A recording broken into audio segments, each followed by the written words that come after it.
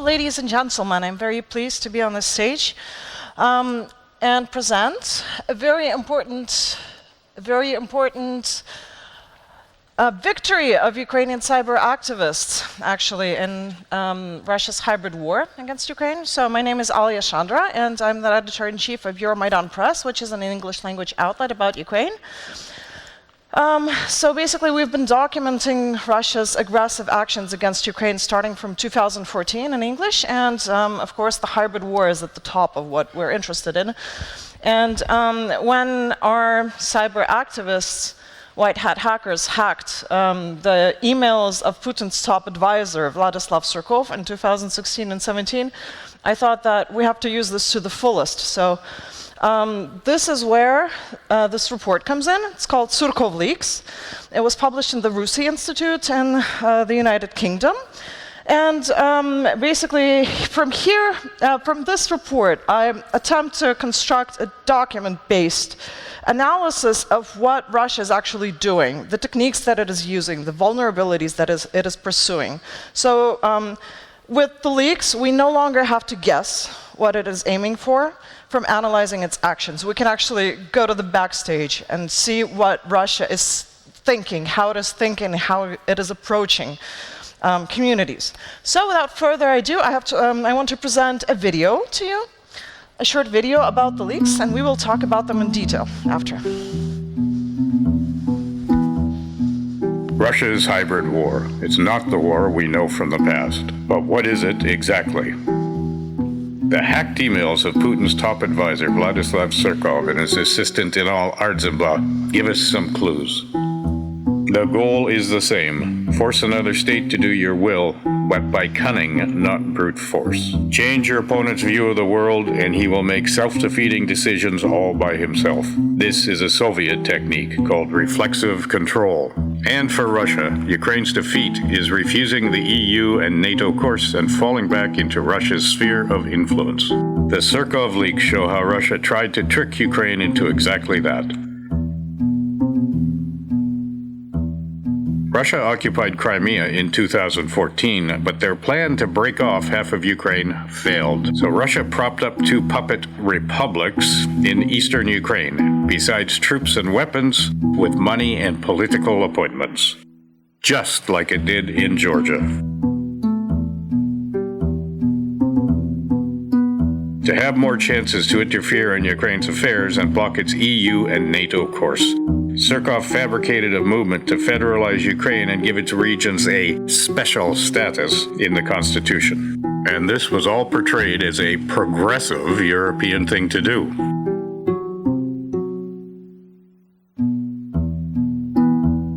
Russia bribed Ukrainian politicians, organized rallies and front groups, paid for posters and even chairs.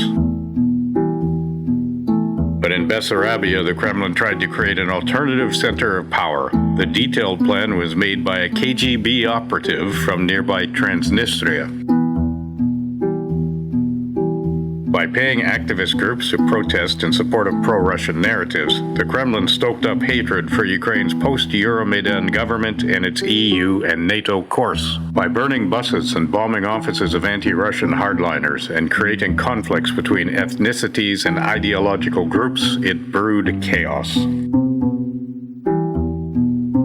To influence Ukrainian politics, the Kremlin funded an election campaign of a newly created party in Kharkiv, bribed Ukrainian politicians to make decisions in Russia's interests, and collaborated with the pro-Russian opposition bloc party. Surkov relied on Ukrainian collaborators who knew what made Ukrainians tick. Russian think tanks helped him study Ukrainians and their weak spots in great detail. These activities had an ultimate goal: to create a simulacrum, or virtual reality. To help achieve the goal, the Kremlin bribed media to cover pro-Russian events and tried to take over media companies. A network of influencers spread identical Russian propaganda messages simultaneously.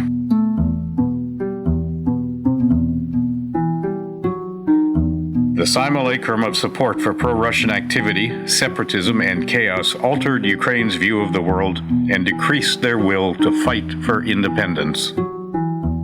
And that is how Russia fights the hybrid war against Ukraine.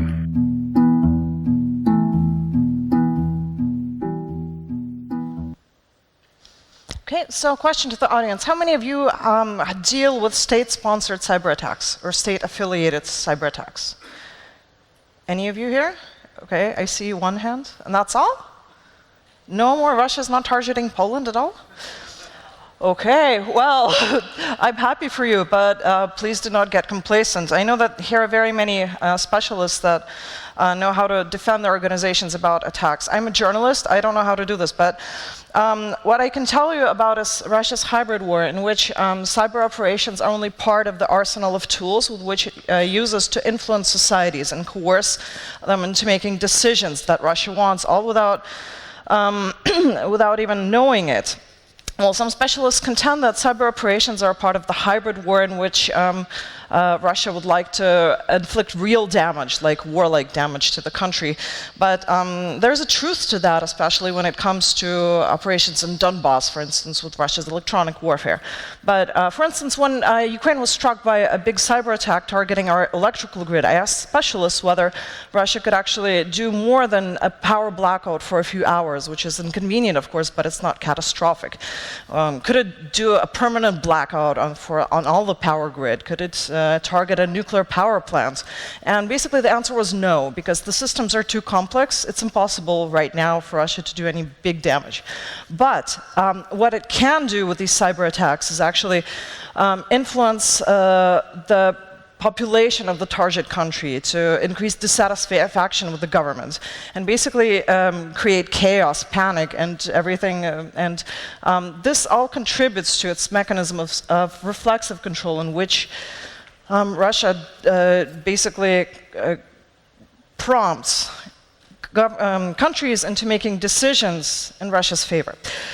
So this is the basics of reflexive control,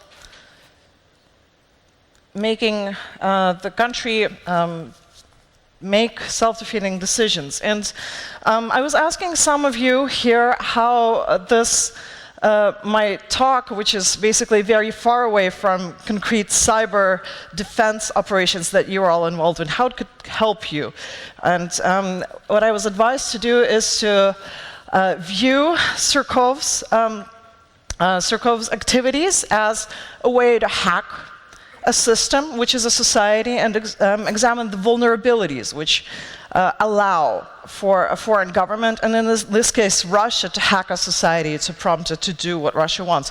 And this is basically what we will be doing today. We will be examining the vulnerabilities that Russia uses to hack Ukraine. So, without further ado, Surkov Leaks. They happened in 2016 and 2017 by a coalition of hackers that call themselves the Cyber Alliance. They made it their goal to defend Ukraine and the cybersphere as how they can, and this is basically their greatest achievement, as I say. And there were 3 tranches of leaks. The first ones come from the office of Vladislav, well, they all come from the office of Vladislav Surkov, but the first ones belong to precisely Surkov, and the tranche number 3, it belongs to Nal Ardzinba, who is his assistant. So, what do they tell us about Russia's hybrid war against Ukraine? Well, the first thing that they reveal is that Russia is studying Ukraine very, very carefully. And this is basically no surprise, because Russia studies its adversaries very carefully. And by carefully, I mean that 95% of the emails in Surkov's mailbox, they concern very, very detailed monitoring of the situation in Ukraine. It's monitoring of the media landscape, of the political landscape, knowing every little single nook and cranny where Russia could interfere and exploit it. I'm sure that Russia is doing this against other countries as well. And for this, Russia has its allies, its Russian allies, and namely its Russian think tanks, the Center for Current Policy and Center for CIS Studies. Well, this is in case of Ukraine. CIS studies, but as well, Russia relies on sociology, on insider reports of politicians on the ground. And basically, what can this say about the vulnerabilities of Ukraine? well, the theory goes that in a conflict where reflexive control is used, the side that has the highest degree of reflex wins. Basically, the side that has the greatest knowledge of the opponent and can manipulate the opponent better. So we know that Russia is studying us. It is probably studying you. It is studying other countries very much in detail. What are we doing to know Russia as much as it knows us? The think tanks that were established to study Russia during the Cold War, they were basically shut down after the 1990s, when there was a hope that Russia would democratize and they would no longer be needed. So much of the institutions set up in place to study Russia, they're gone. They're being revived, of course, now, but this is a slow process. But this is a question to all of us. What are we doing to know Russia's aggressive actions so we can prepare for them? The second conclusion that we can make from studying the Surkov Leaks is that Russia really relied on Ukrainian collaborators to do what it wanted. It's impossible for Russia to carry out these plans to manipulate Ukrainian society or any other societies from externally. It has to have people there that are willingly helping it to implement these plans, and these include activists, these include politicians. And what is interesting, that they can be divided into two categories. One are ideological collaborators, those that really want to advance Russian goals. And the second one is just the ones that get money for it. So, whereas the first ones can be called the officers of Russia's hybrid war, the second ones are just foot soldiers that just implement the plans. And the officers, of course, they are the number one danger, I would say, to Ukraine's sovereignty, because they know Ukraine better than Russia could ever know it. And they find the weaknesses which can be exploited. You know, as an activist previously, I was really shocked when I was analyzing these emails how closely they resembled the process by which NGOs receive grants from Western sources. Basically, very many of the emails in Surkov's box, they consist of a proposal. We propose to do these and these activities, and the goal, of course, is undermining Ukrainian state authority. It's advancing Kremlin goals. And they all have price lists, and they're quite expensive, these activities, and basically the Kremlin decides on who to fund. But the differences, of course, is with NGOs that receive grants from democratic countries. The goal is clear, the grants are clear, and basically the goals are to advance democracy. And here, the funding opportunities were covert, secret, and designed to undermine Ukraine, to destroy Ukraine. And what is also interesting, you know, this a peculiarity of Surkov's office is that he micromanaged every little step. And my favorite example from this is the chairs. For an event that it's to advance the federalization of Ukraine. The chairs were personally chosen by Surkov's office, and a few days later they appear at this event. So this is the level of micromanagement that Russia has over its collaborators implementing its plans. So what conclusions can we draw about the vulnerabilities that Russia is exploiting? Local collaborators that are willingly advancing Kremlin plans. And in Ukraine, basically, the problem is that in a democratic society, many of the actions that they're doing, there is no legislature to prevent this. There is no legislature to punish them, because these are it's not a state of war. It's basically a high degree of freedoms, of democratic freedoms.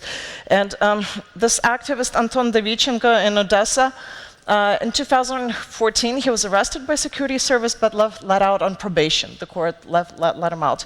And he escaped to Moscow, and after that, we see this whole campaign that he started. He was just one of the major officers of Russia's hybrid war. And right now, the same is going to happen to Alya Alexandrovska, basically, in Kharkiv. She is also a major collaborator for Russia. And unless states adopt legislation, targeted legislation to punish such collaborators, then Russia's hybrid war will continue unabated. So basically, but another important question is, why do these people actually want to pledge allegiance to Russia? Why do they want to willingly undermine state sovereignty? Well, in Ukraine, the answer is in the ideology of the Russian world, by which Russia asserts its greatness. It exploits historical narratives, cultural clashes, and basically creates this ideology by which the Russian world is the better world. So, paying attention to ideology that is spread, that is very important, because by it, Russia recruits new collaborators, new officers for its hybrid war. And here we must say a little bit about Surkov. Who's Surkov anyway? Well, I mean, why is he doing this? He is called Putin's Rasputin. And basically, experts say that nothing in the Russian political landscape happens without him. And one of his specialties was generating a large set of Kremlin-backed youth movements that supposedly support the policies of Vladimir Putin, but they're engineered by the Kremlin. So this is Surkov's specialty. He studied to be an actor, and basically in all of these things that we see, the details that we see about Russia's hybrid war, we see the signature of a playwright that is just balancing actors, creating scenarios in order to create an impression for us, the audience, but we're not even knowing that this is all a play staged by Surkov. So basically, here we must talk about the ultimate goal of all of these Russian actions, that it's using techniques like cyber operations and disinformation and political actors and movements. The ultimate goal is basically to make sure that Ukraine never leaves the Russian embrace, that it stops its path of integrating into EU and NATO.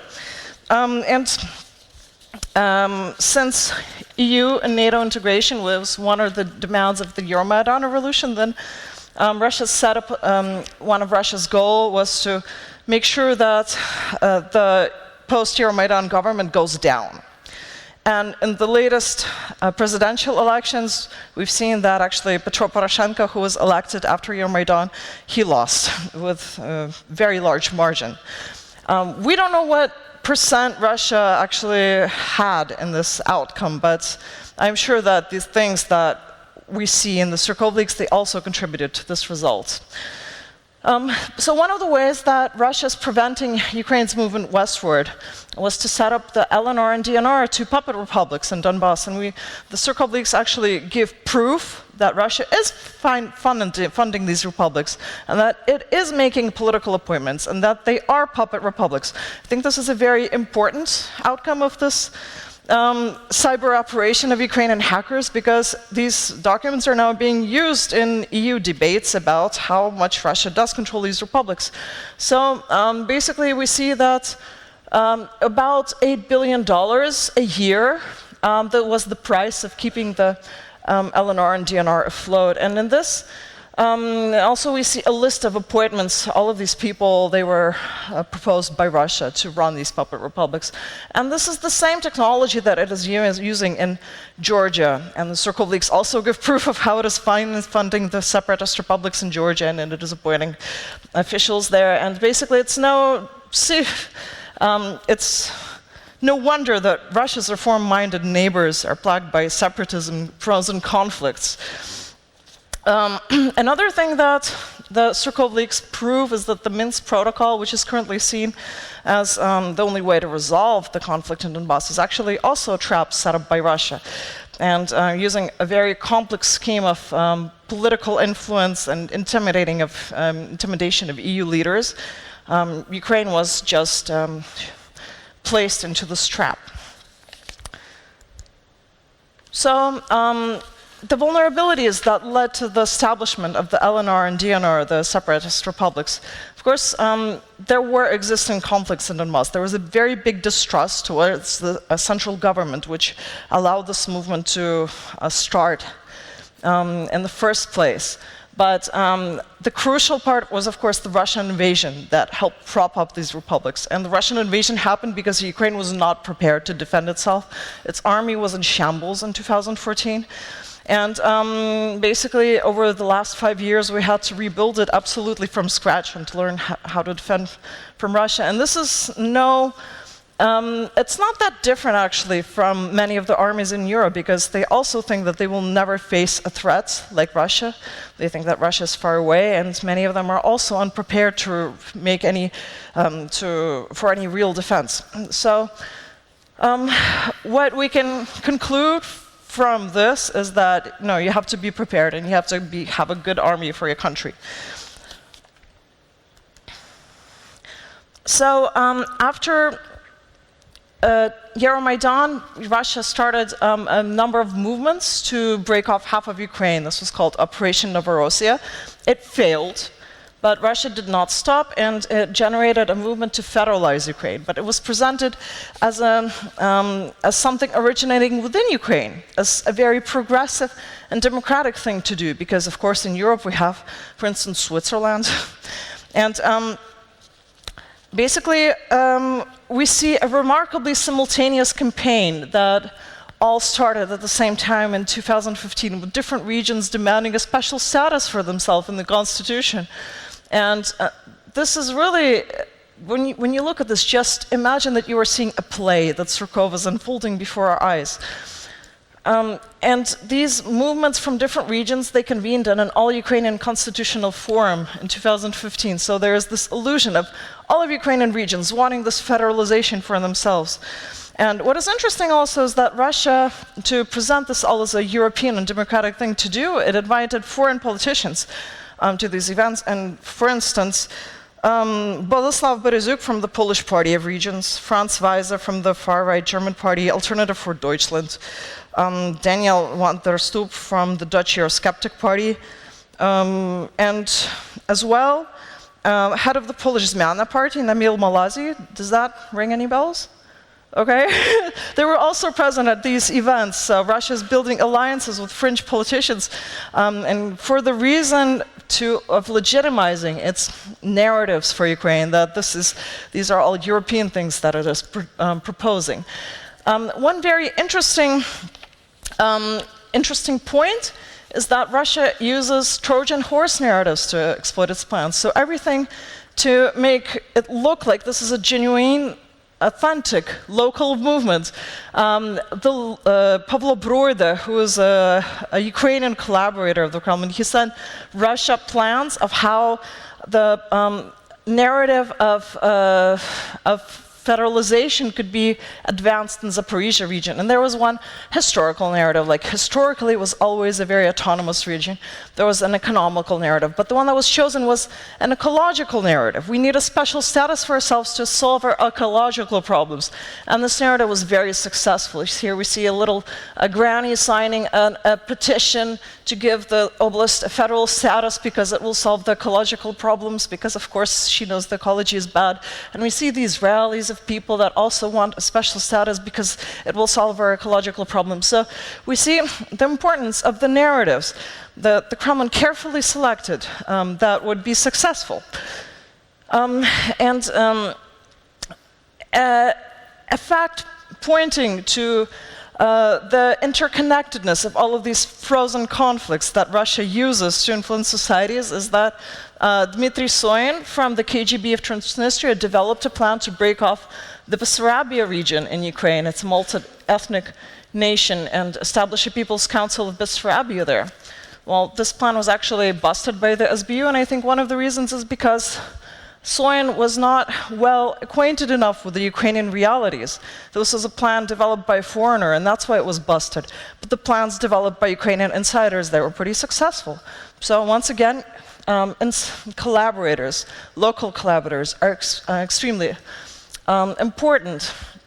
So what are the vulnerabilities that Russia is exploiting? Well, first of all, it is able to do this because Ukraine is a democracy. It's a flawed democracy, but still a democracy. And anybody can basically make any movement that they want. Anybody can go in media and say whatever they want. And Russia is using this to the full. Another reason that it is successful, of course, is because the state power has such a low low trust in the southeastern Ukraine. This was conditioned historically because the power there was held by feudal and mafia structures. So wherever there's very weak state power, Russia will find a way to exploit this.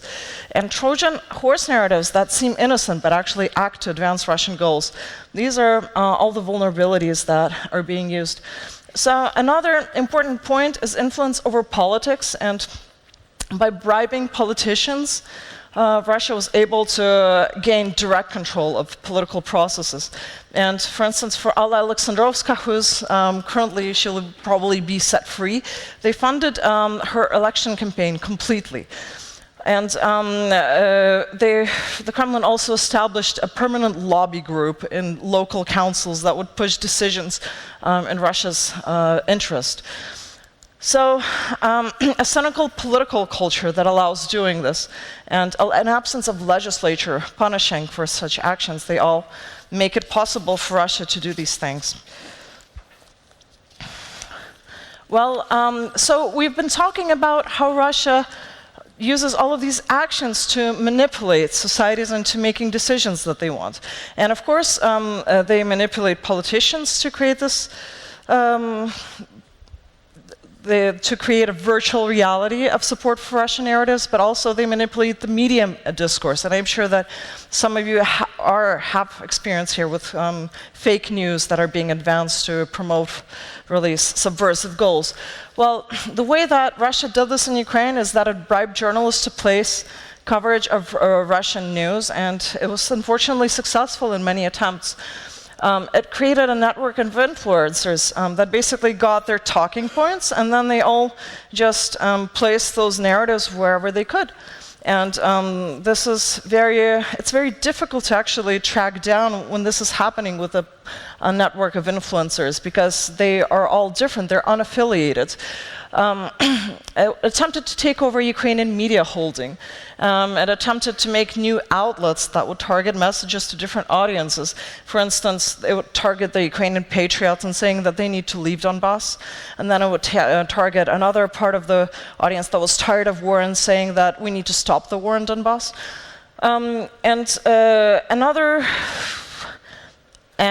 Also, an interesting concept is brosy that were spread in social media with the help of software, with messages aiming to distract from. So basically, it was like an alarm. Oh, the nuclear power plant is going to explode, and this message would be spread into different groups and different pages, and with the help of software.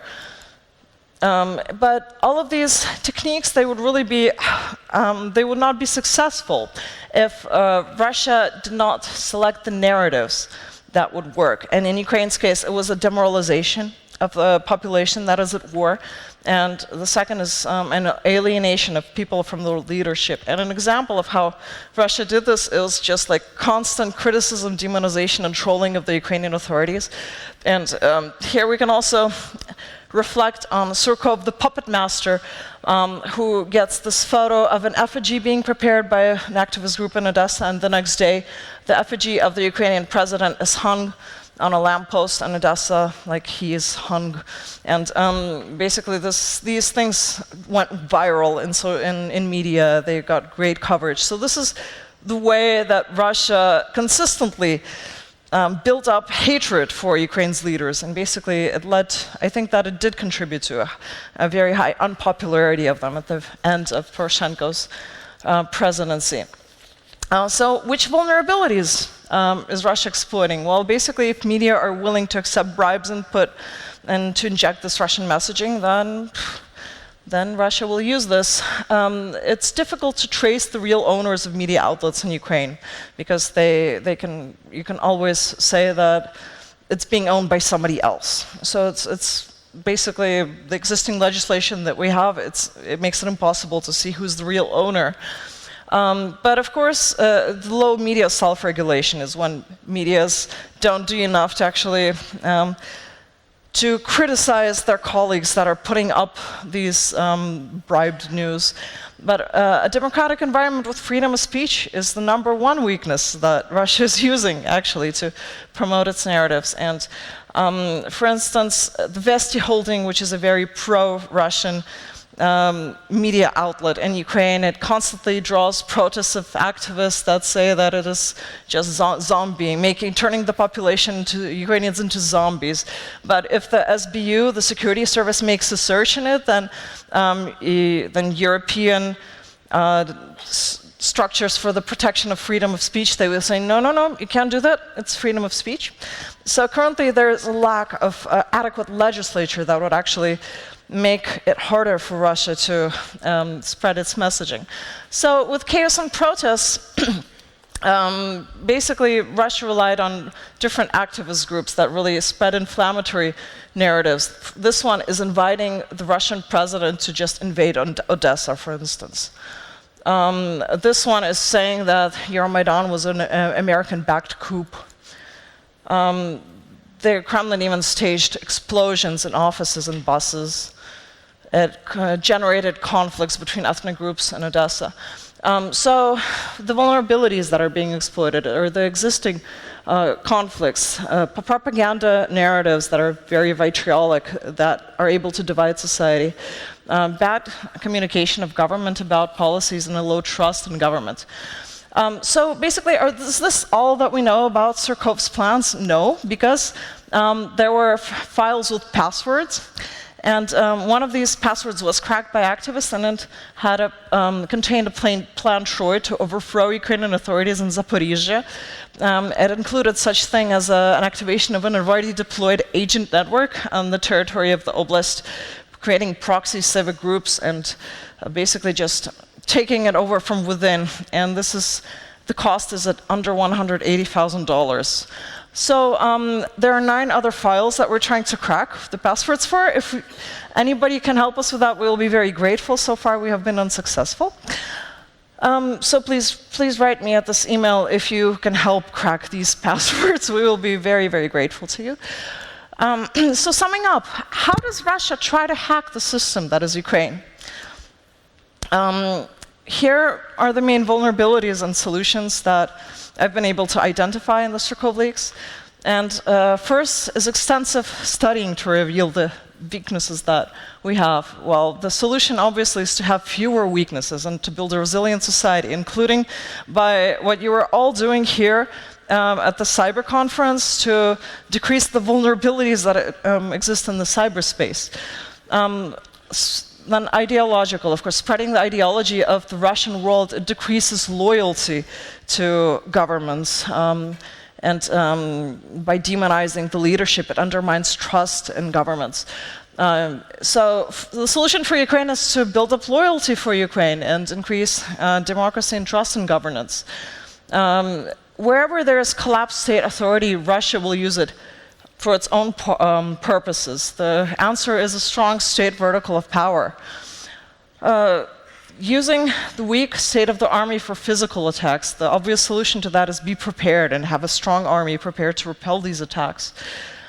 Russia will abuse civil liberties and freedom of speech for its hybrid campaigns aiming to advance the Russian agenda. Well, the answer is obviously not to introduce a state of war and just curtail all democratic liberties, but we must study our legislature to find ways that we can adopt targeted laws that have targeted punishment for things such as collaborators with the Kremlin. Russia builds a virtual reality to influence populations in the target country.